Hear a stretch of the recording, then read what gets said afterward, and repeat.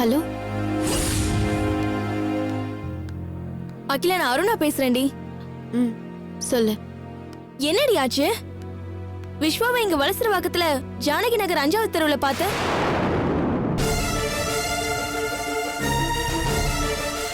பொண்டாட்டி குழந்தைன்னு ஆளே மாறி போயிருக்காருடி. என்னன்னு விவரம் கிட்ட எதோ சொல்லிட்டு இருக்காரு.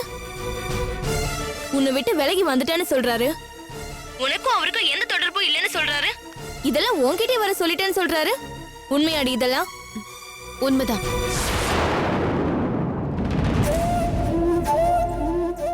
என்னடி சொல்ற? உண்மைதானா? அப்போ உன் வயித்துல வளர்ற குழந்தை அழிக்க போறியா நீ அத? என்னடி பேச மாட்டேங்கிற? கர்ப்பமானதை எவ்வளவு ஆசையா போன் பண்ணி சொன்ன. இப்ப என்னடி பண்ண போறாத? என்ன இப்ப எதுக்கு நீ தேவையில்லாம கேள்வி கேட்டுட்டு இருக்க?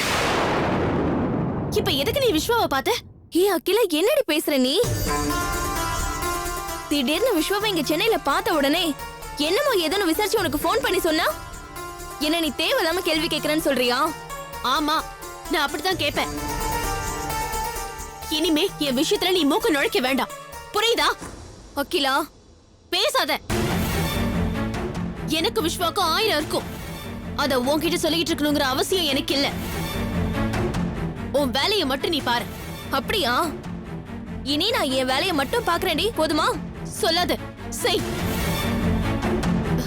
இனிமே விஸ்வாவை பார்த்து ஏதாவது பேசி டிஸ்டர்ப் பண்ண, அப்புறம் நான் என்ன செய்வேன்னு எனக்கே தெரியாது.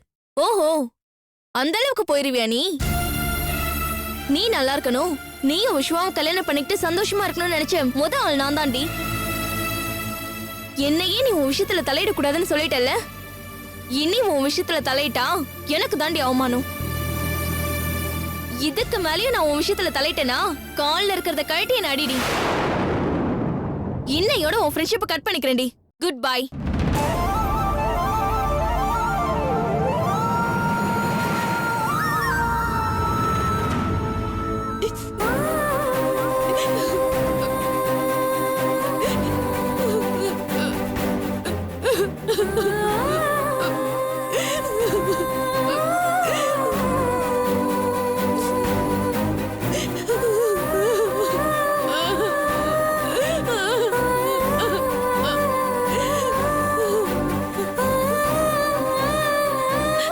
Sorry, Aruna. I'm really sorry. நீ ஆசைப்பட்டது தாண்டி நானும் ஆசைப்பட்டேன்.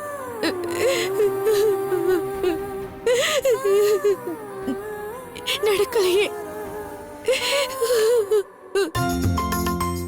என்னடா, நான் சொன்ன பேர் எல்லாத்தையும் எழுதிட்டல்ல, எதையும் மிஸ் பண்ணலையே? என்ன மச்சான் இப்படி கேட்டுட்டீங்க? நடக்க போறது என்ன சாதாரண ஃபங்க்ஷனா? இதுல போய் நான் கேர்லெஸ்ஸா இருப்பேனா என்ன மச்சான்? இந்த தற்பெருமைக்கு மட்டும் ஒன்றும் குறைச்சல் இல்லை. ஏதாவது ஒரு பேரை மிஸ் பண்ணு, அப்புறம் வச்சுக்கிறேன் உனக்கு கச்சேரிய. எல்லாரும் வருவாங்க, ஆனா வர வேண்டிய ஆள் மட்டும். என்னடா மனசுக்குள்ளேயே நம்ம முனைகிட்டு இருக்க? அது வேற ஒண்ணும் இல்ல மச்சான், இந்த லிஸ்ட்ல விஸ்வா தம்பி பேரு இல்லையேன்னு சொல்ல வந்தேன். முட்டாள், விஸ்வா பேரை இதுல எழுதுவாங்களாடா?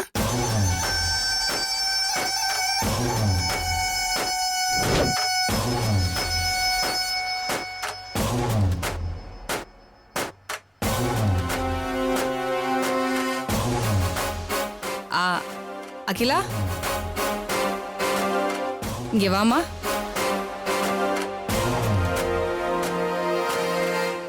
விஸ்வா பேர் அந்த லிஸ்ட்ல எழுதணுமா வேணாமான்னு நீயே வந்து சொல்லு. அகிலா, இங்க வாமா.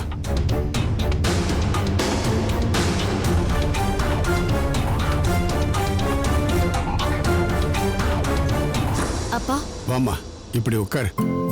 ஆமா, மாப்பிள்ள போன் பண்ணாரா? அவங்க அம்மாக்கு இப்ப எப்படி இருக்கான் உடம்பு? இப்ப பரவாயில்லையா? நல்லா இருக்காங்களாப்பா? மாப்பிள்ள கிட்ட நான் பேசணுமா? உன் போன்ல இருந்து போன் போட்டு கொடு. எதுக்குப்பா? நான் தான் பேசிட்டேன்னு சொல்றேனே. இல்லம்மா, ஒரு முக்கியமான விஷயம் நான் அவர்கிட்ட பேசணும், அதான். என்ன விஷயம்ப்பா? நீ உண்டாயிருக்கல்ல, அதனால ஒரு ஃபங்க்ஷன் வைக்கலான்னு இருக்கேன்.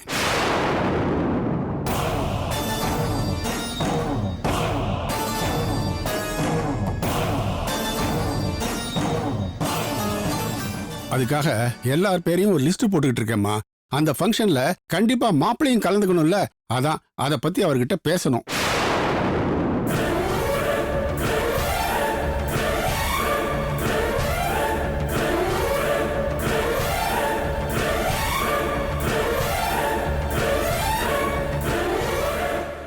அது மட்டும் இல்லம்மா, நம்ம கம்பெனியில ஒர்க் பண்ற அத்தனை ஸ்டாஃபுக்கும் போனஸ் அனௌன்ஸ் பண்ணலான்னு இருக்கேம்மா. அதை பத்தி தான் மாப்பிள்ளை கிட்ட பேசணும். நீ போனை போட்டு கொடுமா, நான் பேசிக்கிறேன். அப்பா ஃபோன் சார்ஜில் போட்டிருக்கேன்ப்பா. பரவாயில்ல அகிலா, இந்த என் போன்ல போடுமா. டேய், முந்திரி கொட்டை மாதிரி பேசாதடா. அகிலா போன்ல இருந்தா அவ பேசணும். நீ போய் உன் போன் எடுத்துட்டு வாமா போ. சரிப்பா. என்னன்னு இது? பக்கத்து பிள்ளைக்காரிய போய் ஏன் அலைய வைக்கிற? இவர் நம்பர்ல இருந்து ஃபோன் பண்ணாதான் என்னவா? உனக்கு ஏதாவது புரியுதா? பொண்டாட்டி போன்ல இருந்து போன் பண்ணாதான் அங்க மாப்பிள்ளை போன் எடுப்பாரு. புரியுதா?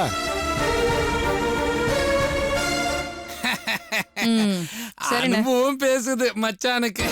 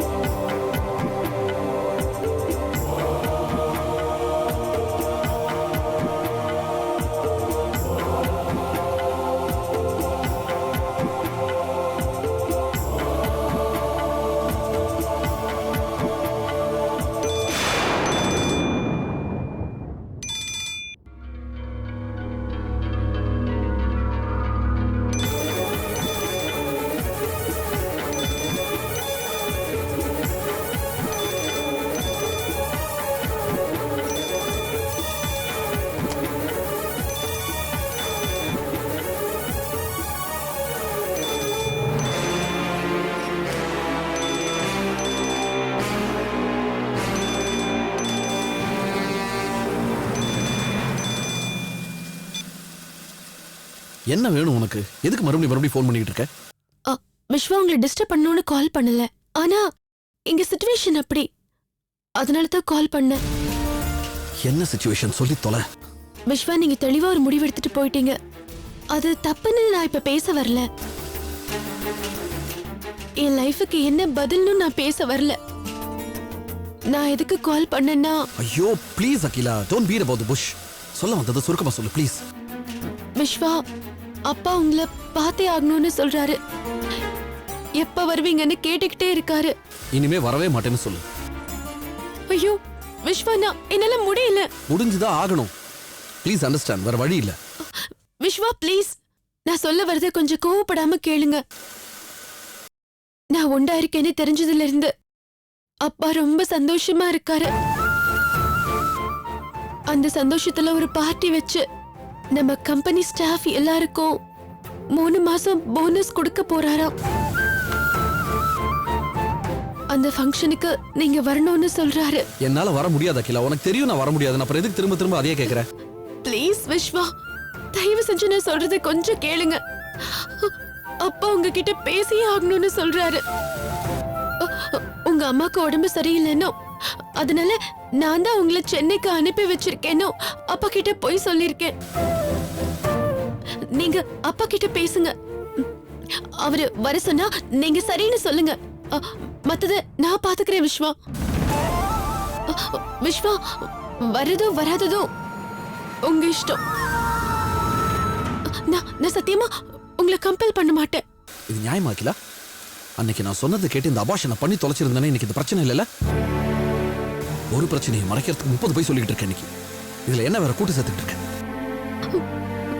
Vishwa sorry, please Viswa please. கொடுத்து தொலை. சரி விஸ்வா, நான் இப்ப அப்பா கிட்ட கொண்டு போய் கொடுக்குறேன், நீங்க பேசுங்க. Okay, thank you Vishwa.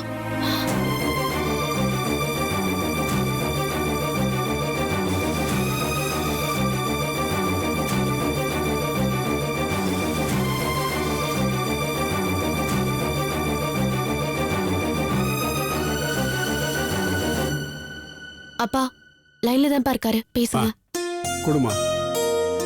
ஹலோ மாப்பிள்ள, எப்படி இருக்கீங்க? நல்லா இருக்கீங்களா? ம் ஆமா, அம்மாவுக்கு உடம்பு சரியில்லைன்னு அகிலா சொன்னா, இப்போ எப்படி இருக்காங்க? பரவாயில்லையா? ம் அப்புறம் நாளைக்கு ஒரு ஃபங்க்ஷன் வச்சுக்கலான் இருக்கேன். அதுக்கு நீங்க கண்டிப்பா இங்க இருந்தே ஆகணும். அதனால இன்னைக்கு நைட்டே புறப்பட்டு இங்க வந்துருங்க. ஓகே? ம் ஒரு நிமிஷம் அகிலா, நீ பேசு. ஹலோ, என்னங்க? ஓகே விஸ்வா, அப்படியே செஞ்சிடலாம்.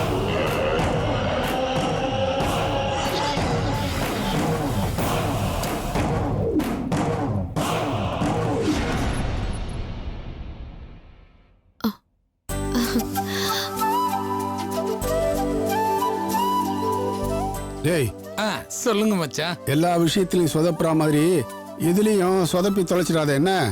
லிஸ்ட் போட்ட அத்தனை பேருக்கும் இன்விடேஷனை மறக்காம அனுப்பு, சரியா? கண்டிப்பா மச்சான். இதை விட வேற என்ன வேலை இருக்கு? என் கடன் பணி செய்வதை. ஆள் வளர்ந்த அளவுக்கு அறிவு வளர்ந்திருக்கலாம்.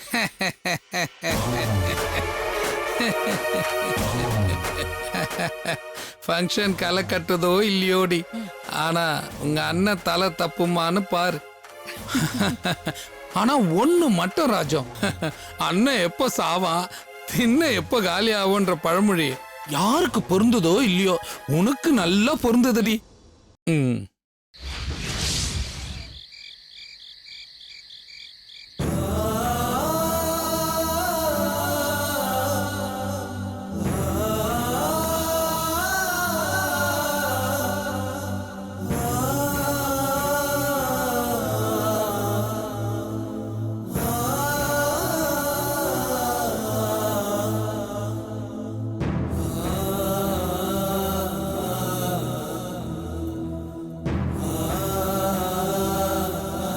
என்னங்க என்னங்க, உங்களை தான் சாப்பிட வரலையா? என்னங்க, ஏன் ஒரு மாதிரியா இருக்கீங்க? இல்ல, நடந்த சில விஷயங்களை யோசிச்சு பார்த்துட்டு இருந்தேன். அதான் எனக்கு சாப்பிட பிடிக்கல. எதை பத்தி யோசனை பண்ணிட்டு இருக்கீங்க? எல்லாம் அந்த ரேவதியை பத்தி தான்.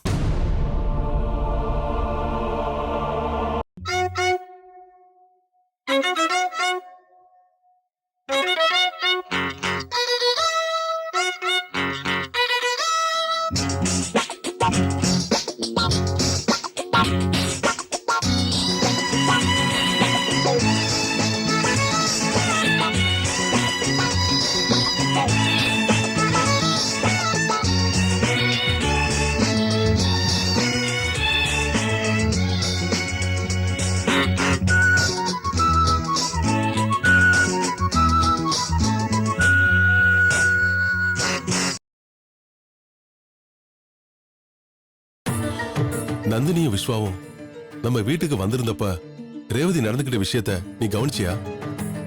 விஸ்வாவுக்கு ஃபைனான்ஸ் தரேன்னு சொல்றா. அது கொஞ்சம் ஓவர் தானே இருந்துச்சு. இது பாருங்க, அவ பிரச்சனை நமக்கு எதுக்குங்க? நம்ம வேலை என்னமோ அதை மட்டும் பாப்போங்க. அப்படி என்னால விட முடியல மாலதி. அந்த கணேஷ் பயலும் சரண்யாவும் சேர்ந்து ரேவதிக்கு பணத்தாசையை உண்டு பண்ணிருக்காங்கன்னு நான் நினைக்கிறேன். இல்லனா அரை பைசா வட்டிக்கு பணம் தரேன்னு நந்தினிகிட்டே அவ சொல்லுவாளா? ரேவதி சீட்டு கம்பெனி நடத்துறா, அதுல வட்டிக்கு தான் கொடுக்க முடியும், சும்மாவா கொடுக்க முடியும்? அது தாங்க ரேவதி சொல்லிருக்கா. இதுல ஏங்க நீங்க குத்தம் கண்டுபிடிக்கிறீங்க? குத்தம் கண்டுபிடிச்சு சொல்லல மாலதி.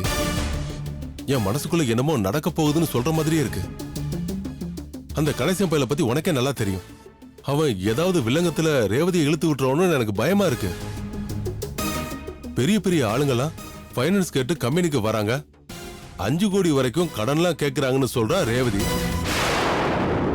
அதெல்லாம் வச்சு பார்க்கும்போது இதுல ஏதோ சூது இருக்கிற மாதிரி தெரியுது மாலதி. இது பாருங்க, ரேவதி விஷயத்துல தலையிட வேண்டான்னு அன்னைக்கே நம்ம முடிவு பண்ணியாச்சுல, அப்புறம் என்னங்க? முதல்ல வாங்க சாப்பிட.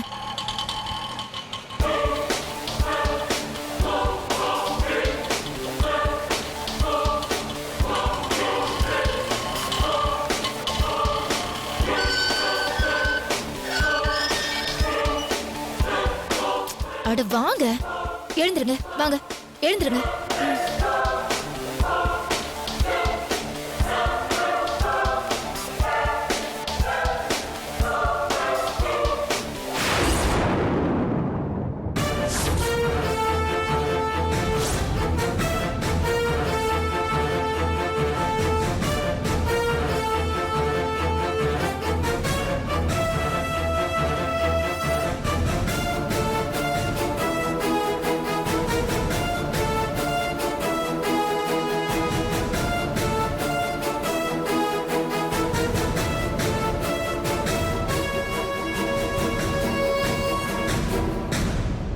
என்ன எக்ஸிபிஷன்ல வேடிக்கை பாக்குற மாதிரி பாக்குறீங்க?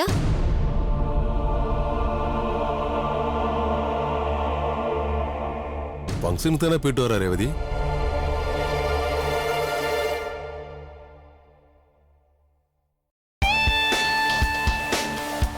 மகேஷ், நான் ஃபங்க்ஷன் முடிஞ்சு வீட்டுக்கு வந்துட்டேன். சரிங்க சரிங்க, நான் சாப்பிட்டேன். நீங்க சாப்பிட்டீங்களா? சீக்கிரமா வாங்க. Okay, bye. ஏண்டி ரேவதி, நீ ஃபங்க்ஷனுக்கு போகும்போது வேற ட்ரெஸ் தானே போட்டுக்கிட்டு போன? ஆமா. அப்புறம் இது எப்படி? ஏ, நல்லா இல்லையா? அசிங்கமா இருக்கு ரேவதி.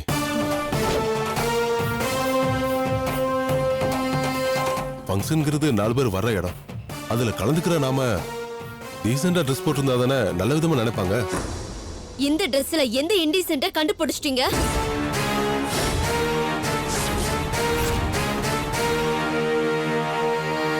இத போட்டிருந்தா நல்ல விதமா மதிக்க மாட்டாங்கன்னா அப்புறம் எந்த விதமா மதிப்பாங்க?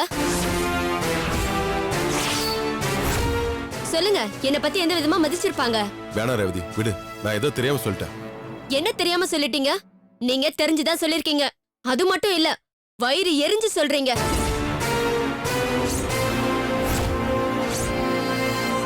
நான் சீட்டு கம்பெனி ஆரம்பிச்சு நல்லா சம்பாதிக்கிறேன்னு உங்க வயிறு எரியுது. அத நேரடியா சொல்ல முடியாம தான் நான் போட்டிருக்கிற Dress சரியில்லை, அது சரியில்லை, இது சரியில்லைன்னு சொல்றீங்க. ஏய், உன்னை பார்த்து எங்களுக்கு எதுக்குடி வயிறு எரியணும்? நீ இந்த ட்ரெஸ்ஸையும் போடு, இல்ல இதுக்கு மேலேயும் போடு. எங்களுக்கு என்னடி வந்துச்சு? என்ன, உன் புருஷனை சொன்னதும் உனக்கு சுருன்னு பத்திக்கிட்டு வருதா? அவர் என்ன பார்த்து என்ன கேள்வி கேட்டார்னு நீ பார்த்துட்டு தானே இருந்த. நான் என்ன தப்பா கேட்டுட்டேன்? ஒரு ஃபங்க்ஷனுக்கு போகும்போது டீசெண்டா ட்ரெஸ் போட்டு போக கூடாதுன்னு கேட்டேன். இதுல என்ன தப்பு இருக்கு? என்ன சொல்றதுக்கு நீங்க யாரு? ரேவதி, நான் போன ஃபங்க்ஷன் எப்படிப்பட்ட ஃபங்க்ஷன் உங்களுக்கு தெரியுமா? மல்டி மில்லியனர்ஸ் கலந்துகிட்ட ஃபங்க்ஷன். அதுல 25 முழம் சேலைய கட்டிக்கிட்டு அட்டென்ட் பண்ண முடியுமா? அதனால சரண்யா எனக்கு இந்த மாடர்ன் Dress எடுத்து கொடுத்தா. நானும் மகேஷ் கிட்ட பெர்மிஷன் கேட்டு போட்டுக்கிட்டேன். நடுவுல நீங்க எதுக்கு எனக்கு டியூஷன் எடுக்கிறீங்க? ரேவதி, நான் சொன்னது நீ சரியா புரிஞ்சுக்கல. ஒரு பார்ட்டி ஃபங்க்ஷன்னா நாம அதுல அழகா தெரியலாம், ஆனா அசிங்கமா தான் தெரியக்கூடாது.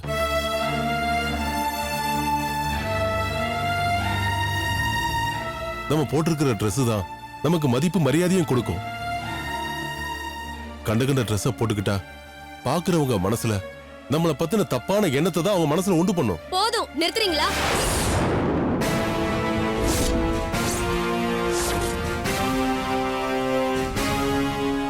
தப்பான எண்ணம் போட்டிருக்கிற Dressல இல்ல, பாக்குறவங்க கண்ணிலையும் மனசுலயும் தான்.